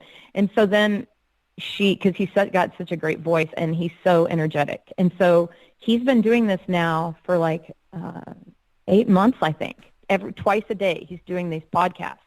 And it really calls out like Wexner, and he's going to do one on Randy, but he calls out everybody constantly. So anyway, I hooked Virginia up with him, and so she's been able to give him a lot of information, which has been really great because we can filter it to people. We just aren't allowed to say it, We're not allowed to talk. But, yeah, I would love for you to talk to her because she experienced the abuse side more, and I experienced, like, the clerical kind of weird, like, observing side, more. Mm-hmm. Right. If that makes any sense. So, Yeah. so how do I fight what your information you're telling me then? I can't connect it to you. I can just say, I mean, what Oh, no, you can connect everything to me. Okay. Oh, absolutely. Absolutely. Yeah. Okay. Yeah. I just wanted to have that clear. I meant I'm not going to go on and publicly. You don't want to be the person putting the I just don't want to have my own podcast or something. Yeah, I got you. Okay. Yeah. No, that makes sense. Some people, because of First legal of all, reasons, no aren't one will believe technically me. allowed to talk to reporters. You know what I mean? So I wanted to make sure that wasn't the case here. Mm-hmm. Right. Right. No, thank you for that. No, I'm allowed to talk. Yep. Okay, so another thing I wanted to tell you is that brain tumor, so when they checked it, they stuck like this little, after radiation and everything, they were checking it, and they stuck this little thing down my nose, and it goes in, and they touched this one spot, and it was my vocal cords, and they were like, you were 2 weeks away from permanently losing your voice. And I freaked out, and I'm like, David, I'm going to file that affidavit. Like, that's why I did the affidavit, too. I was like, what? The silence is so suffocating that I've experienced in this case, And there's nothing worse than reporting what happened to the actual enemy. Like, the FBI was the worst enemy of all. So I'm going to tell you the last thing they did. So my sister and I, so they don't offer us witness protection. They want us to testify. Expect us to, of course. Order us to. Then we go to New York now, but last year for 2020. I don't want to do it. I'm like, oh, God, but I'm good friends with Jim Hill. He's been working on this for 7 years, trying to get my FBI reports, and he's the producer of 2020. And they've refused, of course, to give him anything. So they finally send a redacted version of the second report, and I'm able to unredact the whole thing because guess what? I have a photographic memory. So I'm able to go through, and I unredact it, and I'm like, well, this is what it says. And Jim's like, wow, Maria, that's pretty crazy. And then and everything in it, he was able to fact check, and it was all true, and it was just weird. So then we go to New York, and guess what? Annie's there. Annie has had, I'm not belittling her experience at all, but she's had very little contact with them, like very little. It was horrifying contact, but it was just brief, right? She saw nothing. She was never around any other women. She just knows her story of what happened. They ask her in. The FBI interviews her. I've driven from Kentucky with Jim Hill, the producer of 2020, drives me from Paducah, Kentucky, all the way to New York City. And the FBI does not bother to ask for me for an interview. They just interview Annie. She flew home. I've driven there. It's their opportunity to talk to me. They are absolutely blatantly not wanting to know anything. And they keep talking to girls who just, that were raped, but were basically blindfolded on the way in and on the way out. And I'm like, but I understand the inner workings and the people involved. I understand that when Bill Clinton was coming, this is the craziest. When Bill Clinton would come, Ghislaine would get in a tizzy. She's like, the president's coming, the president's coming. And there is a guy, he's the holy grail to this case, Whitney. And his name, he was the chef. His name is Chef Andy, and I don't know his last name, but we found him. David Boy's firm found him. And he is in Chicago working for some spice company. And this guy is the biggest scumbag in the world. And he was, I believe, Wexner's chef first on his yacht, because that's what he told me. And then, of course, he was given to Jeffrey and Ghislaine. And he could cook he's a mad chef. But he was the biggest creep. The biggest creep. And he lived in this building on 66th Street. And all the models and all the people, they had all the Victoria's Secret models living there, they said, but it ended up, those were girls from Europe. And this was in the early 90s, living in that building. It was full of people for Epstein. Was this before And I know because he had me go in and decorate all. Sorry, was this before 1995? This is in 1995. Okay, yeah. This is in 95. Okay. That building was full of women from Eastern Europe. And I didn't know why. I thought they were Victoria's Secret models, of course. And full of victims, okay? And I know because I went in and decorated all of their apartments. Jeffrey and Ghislaine hired me to decorate them. And so I went in and decorated. I saw a lot, But Andy lived there. And I went, the last time I ever saw him, I slapped him. I went to say, why did you not tell me what was going on? And he said, you knew because everybody knew. And I slapped him. Of course, my sister got hurt, right? And I could have been arrested, I guess, nowadays. But I slapped his face. And I left, and I wish I hadn't. I wish I'd said, can I get all your information and where you're going to live? And because this guy saw it all. So he was the only one who was allowed to ever be there when the president was coming, okay? And this happened when I was there 3 times in 1 year at that house. The Bill freaking Clinton came. And we all had to leave, except 2 Filipino maids and Chef Andy. And that's it. And everyone else had to clear out. And clear out. And I would be the last to go. And Ghislaine was running around. And Andy, everybody was decorating to the hilt and getting, candies laid out and foods. And everything was spectacular. And that happened 3 times when I worked there. And no one ever believed me because there was no security detail. There was no announcement that the president was coming, but he was going to that house with children. You better believe it. And Ghislaine would say, oh, I've got to get lots of girls today. The president's coming. And I told the FBI all of this. And he was the sitting president. And they knew I was telling the truth. I could tell that they knew. And they thought it was just great. They just wanted to feed more children to him, I guess. It's just unbelievable. But that guy, if you could interview Chef Andy, if you could get through to him, Whitney, you would have the holy grail of this whole thing. He had been with them for 10 years. He'd have to talk to me. So he knows all the Getting early in names. contact He knows with them all is, about is Lexner. half the battle, Yeah. I have to try and convince them to talk to me too, so it's a little... I'm trying to get my lawyers to subpoena him. Wow. Well, if that happens... Yeah, that's hard. Yeah. But my lawyers are going to be subpoenaing him very soon.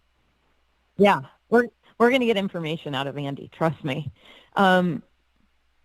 He's not aged well. The other thing I've noticed about all these people is Satan's starting to show. I hate to be weird about it, but it's true. With all of them, they have aged so poorly. And I don't mean just aesthetically, but they've become decrepit souls. You can see it, Whitney. I've looked up some of the symbolism I saw around the house, and it's satanic symbolism. It is. I don't know if Jeffrey knew. I know Ghislaine knows.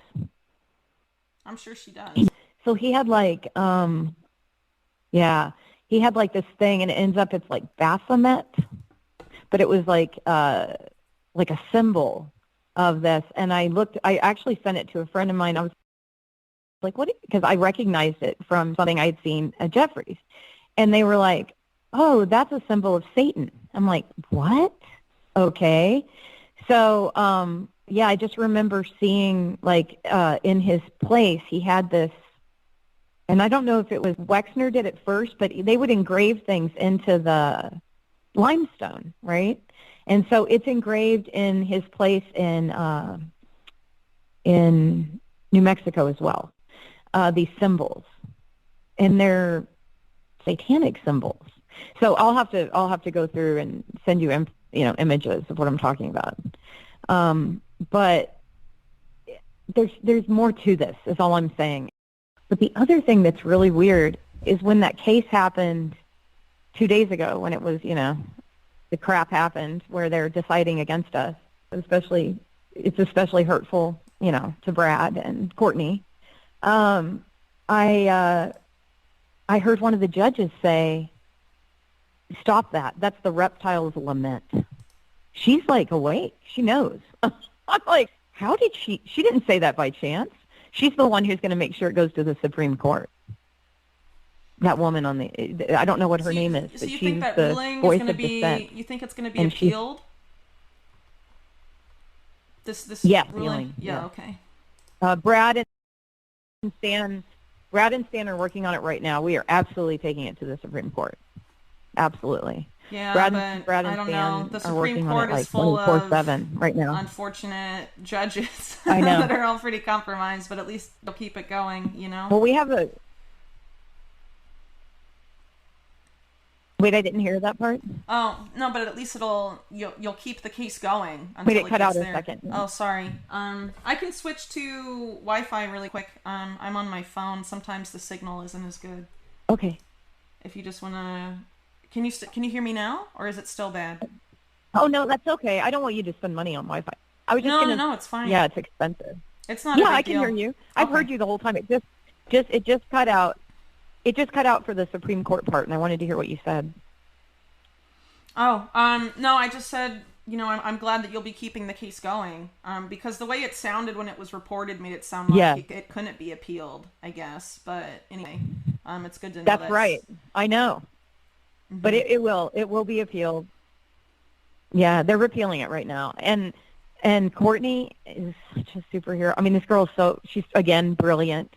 And here's what kills me about all of us is, like, I had just earned my master's degree. I was on this great trajectory. I was studying with Chuck Close and Eric Fischel. I was not a normal artist. Like, I was really selling my work out of my studio for $20,000 a pop, and I was making a lot of money, and I was going to do really well.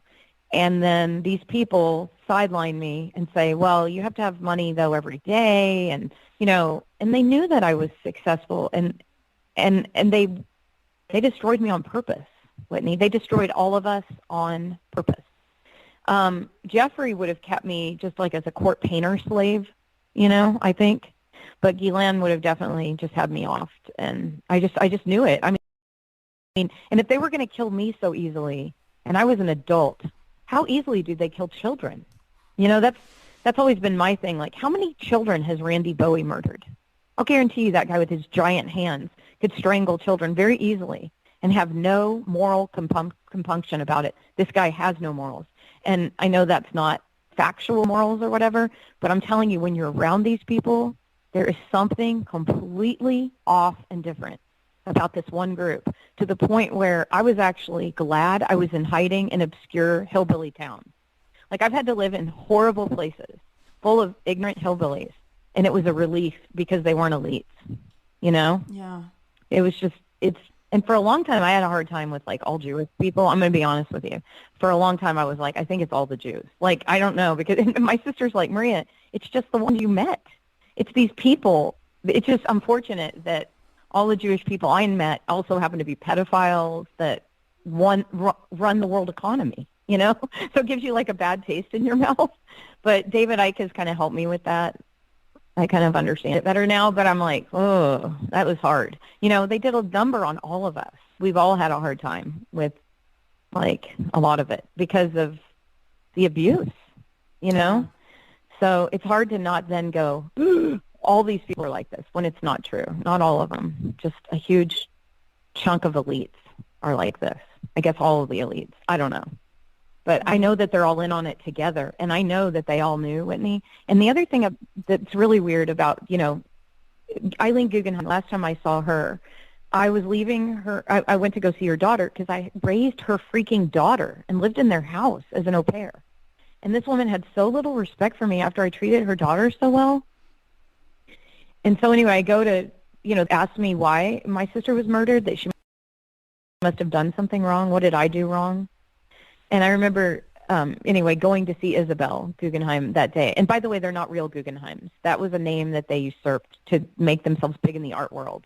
But they're just any old Guggenheim out of the phone book. They're not the art family. But they use that to make it seem like they are so that they can get all these connections. So the whole thing is a scam. So she scammed her way through life, this woman.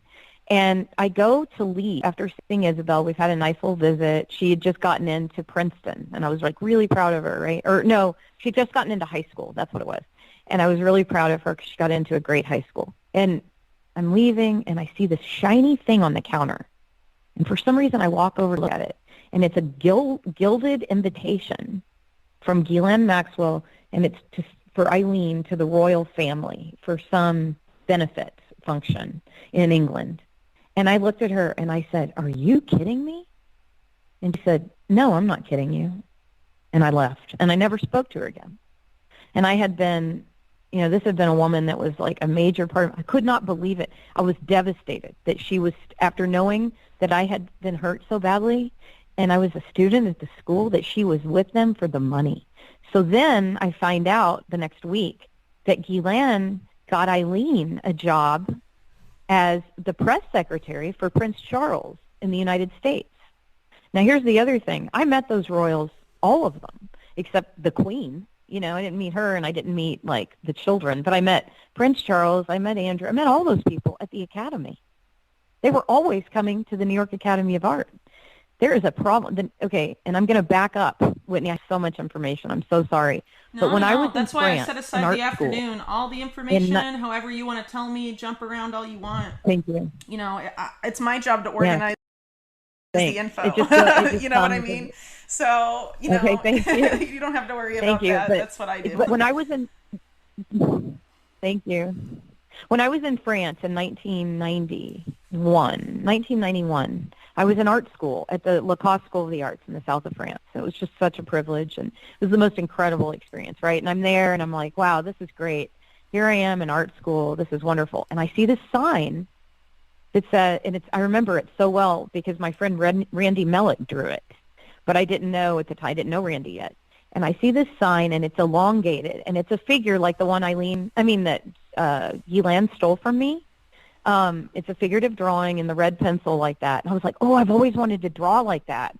And I want to learn anatomy that way. And my roommate, who is German now, she's never been to America. She was German. She said, Marie, you can't go to that school.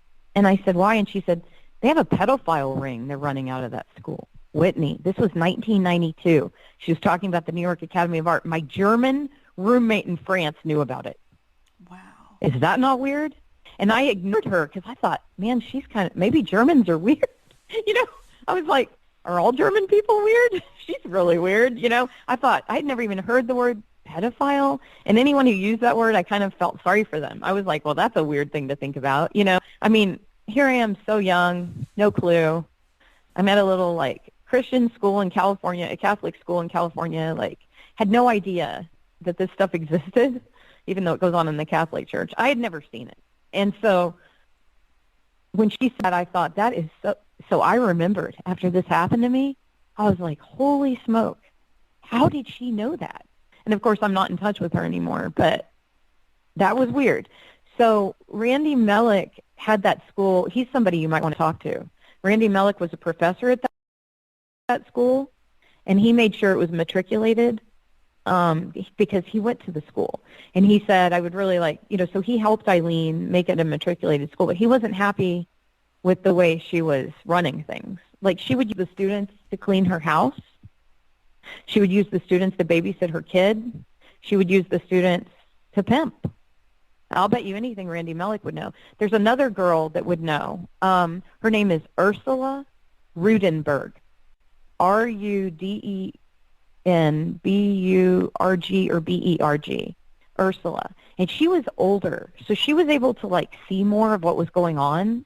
And actually, she contacted ArtNet and came to my defense and said, Eileen Guggenheim's lying, because she brought us to that estate out in North Carolina. I mean, in New Mexico. And she, not only did she bring us there actively, she told us to flirt with Jeffrey. And she played a game, a really creepy game, where we had to pull falsies out of a bag. I didn't remember any of this, Whitney. But this woman, I guess because of age, like, she was able to remember it. And I only remembered it after hearing it. I was like, oh, my God, that's right. That did happen. And Eileen had told me to go sit on his lap, and I wouldn't. This was the first time I was around Jeffrey, other than when he stole my art, basically, the first time, when Eileen introduced me to them and said, I had already sold the painting. And she goes, no. You're going to go hand that check back to that. This was a German man that bought it. Go hand that back. Jeffrey's going to buy it, but you're going to have to sell it for half price because he wants a discount. And I'm like, I'm not doing that. And she said, you're doing that for the Academy. Do you understand me? He's important for the Academy. Do you hear me? You do it right now.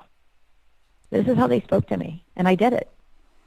And this is how the elite speak to their, quote, servants. They're I don't know, just like the regular people who aren't Jewish that are allowed to eat at the country club. Aren't allowed to eat at the country club, sorry. It's a big part of it. It's a problem.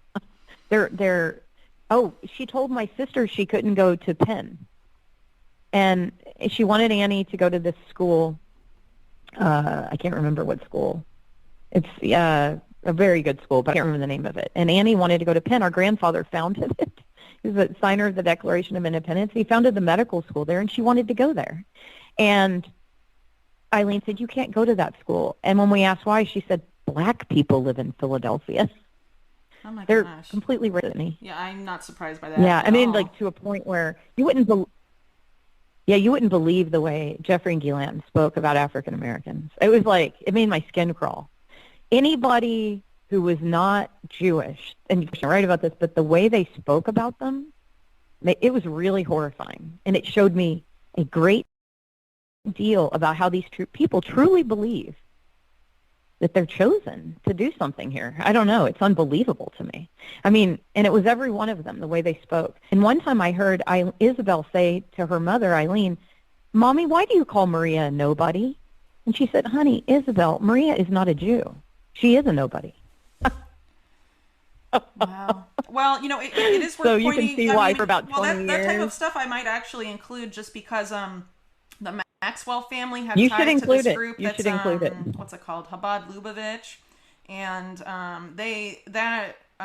group God. openly talks about how only Jews are human and the rest of human beings are like cattle, basically.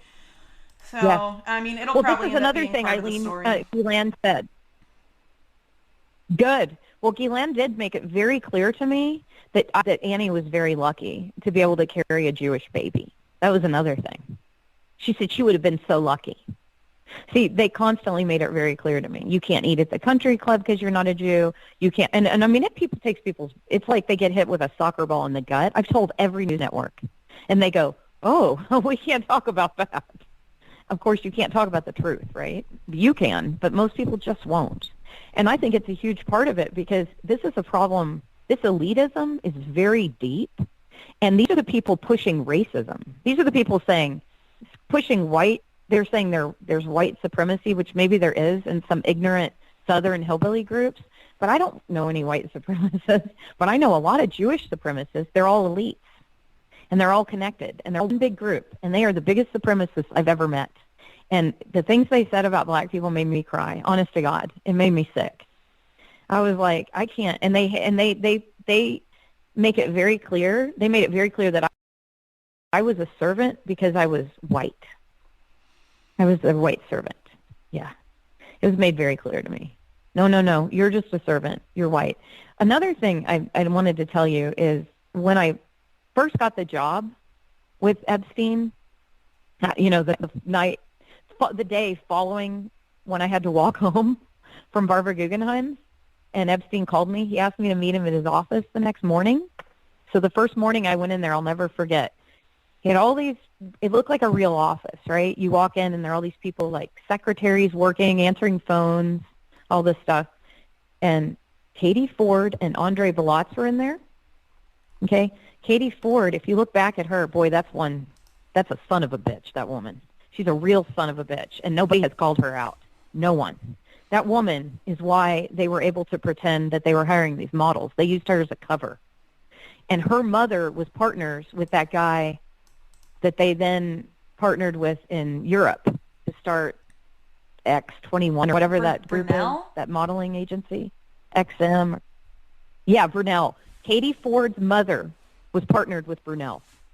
And Katie was very connected to him. And Eileen Guggenheim Ghislaine said to me, would you like, I think Annie should model, and we'll just have her model through Katie here.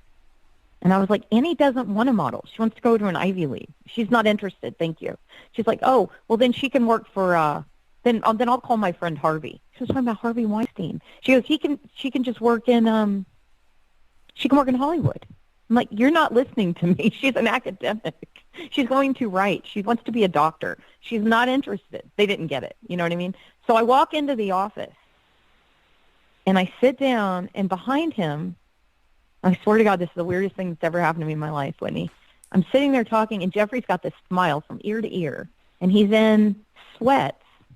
And sitting behind him on the radiator in the Helmsley Palace Hotel office, Morgan Fairchild.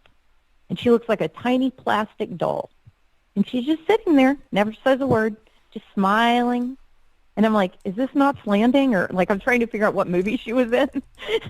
And I'm like, what's happening? You know, what's happening? And why is this woman observing? And every time I went to her office, every time I went to his office, she was seated there. No one talks about this. But she was there all the time. She was part of his group. She was a groupie or something. I don't know. But she knew very well that he was procuring gin. There's no way she didn't know because she was in his office. And she knew. I mean, she knew, you know.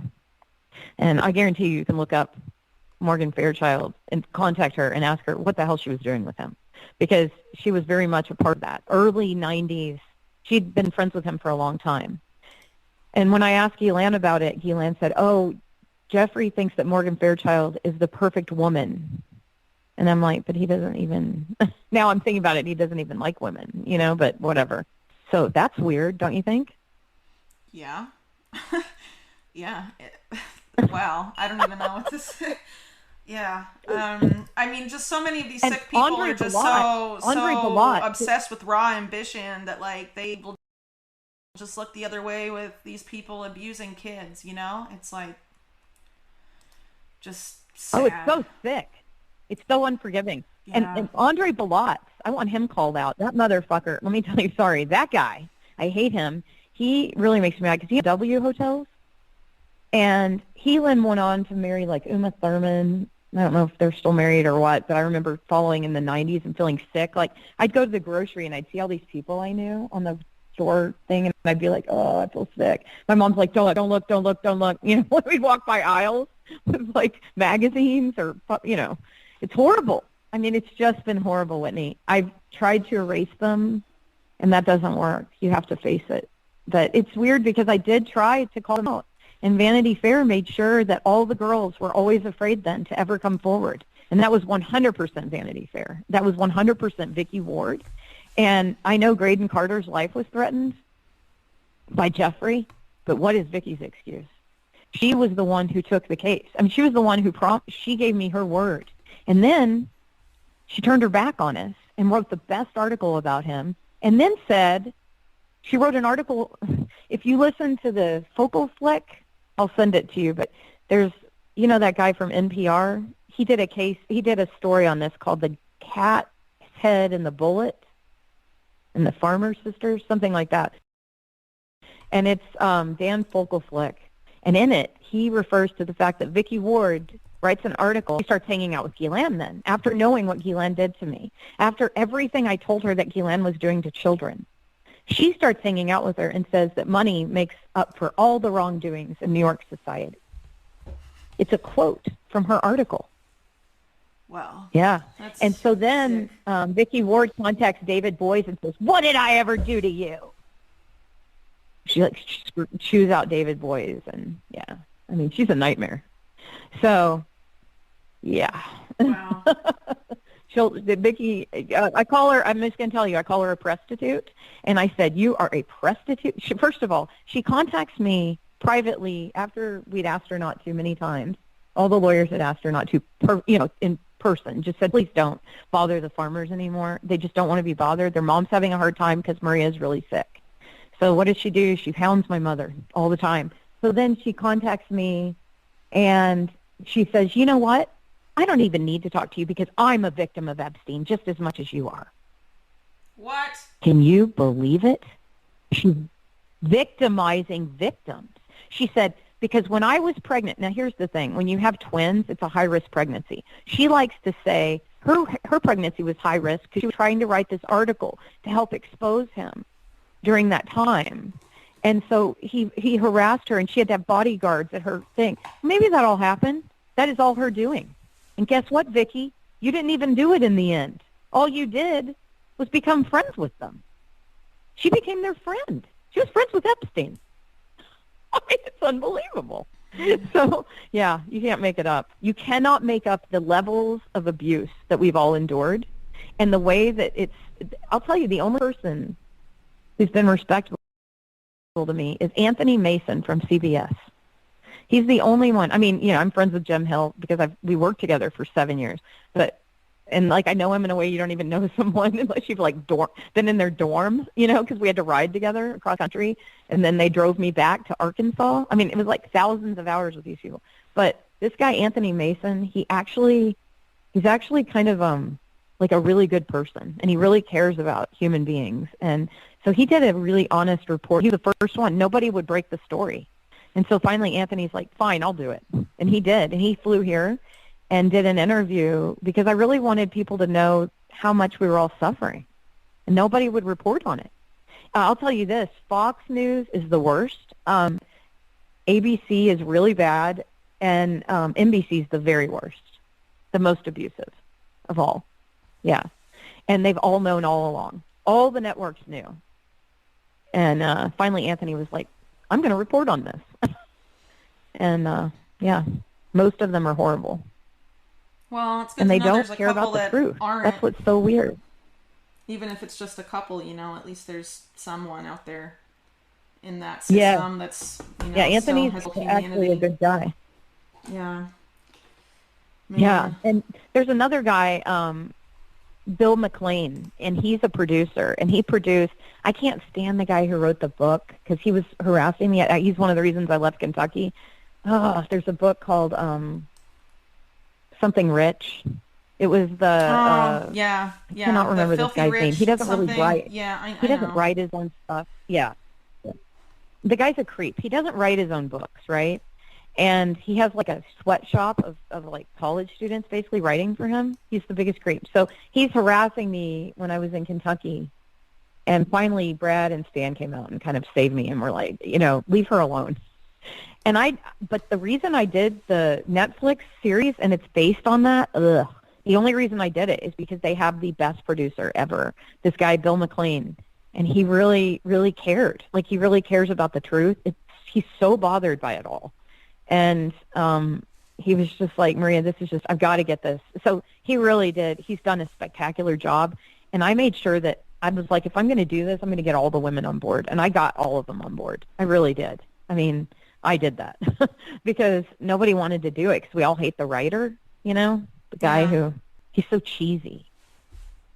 And anyway, that guy makes me mad, the writer, because I've been kind of had a bone of contention with him for a while. And he's including that woman who doesn't wear pants in LA, who's like on cocaine, even though she was doing cocaine during the interview and cartwheels the whole time. They're including her because they don't want to discredit anyone as a victim. And she was never victimized. She met him in a hotel. It was a sting. She recorded it. She gave it to her lawyer, and she tried to get Brad Edwards as her lawyer for years. And she's dipping into, okay, get this, she's dipping in to get a payout from the estate. She had a 5-minute encounter with Epstein in a hotel, and none of what she says that he did is true because I knew him. First of all, he never went for anyone who, ever. He never went for stupid. He never went for undressed. He went for little girls who were intelligent. He went for the opposite of this woman. And so it just really bothers me because the truth matters, Whitney, you know? Yeah. And I know that she's not telling the truth. And I read her report, and even the police were like, well, do you wear clothes? I mean, we're sorry, but, you know, she's not a credible person. And I know that sounds horrible and it makes me sound bad, but I'm just telling you, I've had a real problem because she keeps going on interviews and telling my story. So they know this, and that asshole writer is trying to get me back because I wouldn't do his book. So he's like, well, I'm including her.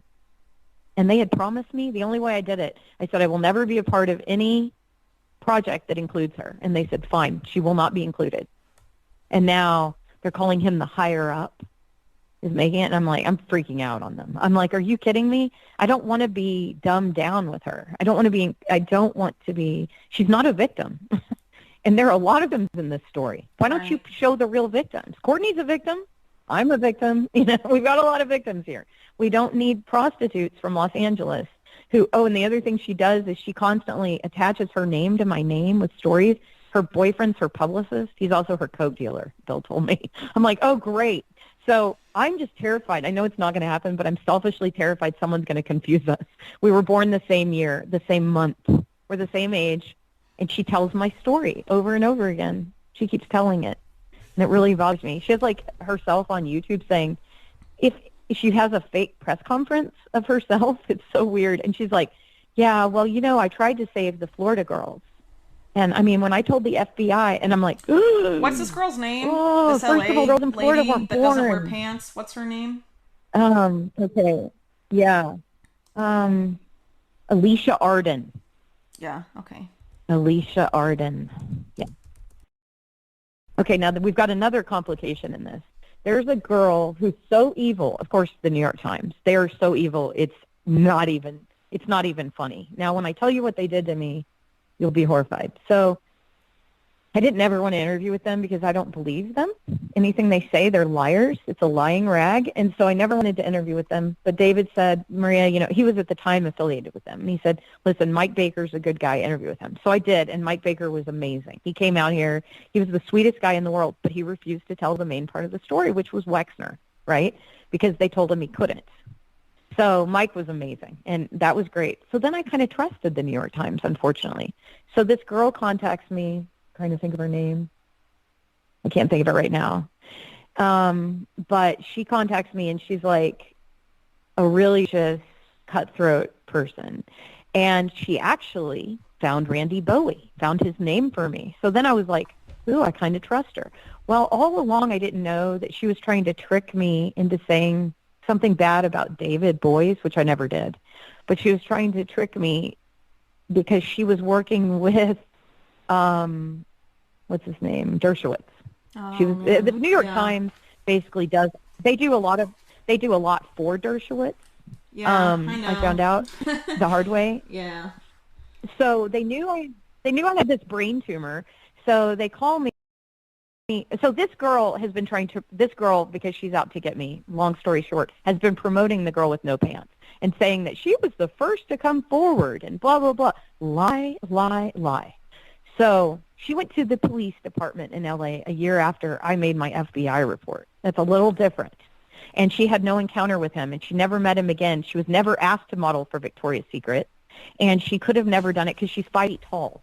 You know what I mean? It's like, no. Sorry, I just everything her last story when she tells it, she says he flung $100 bill onto the table. Jeffrey didn't carry money.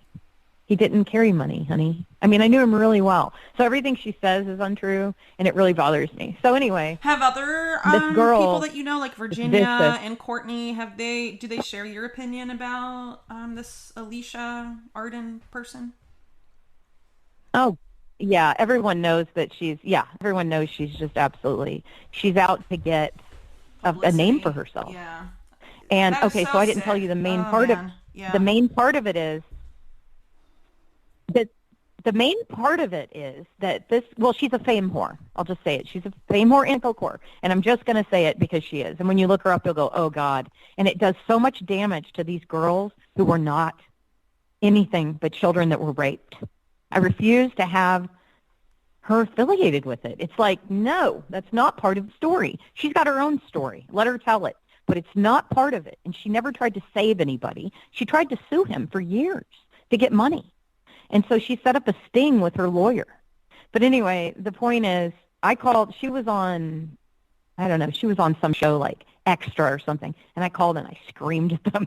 I like micromanaged this whole thing for a while. I was so pissed because I couldn't handle the lack of truth, because I'd waited 24 years at that point for the truth, you know?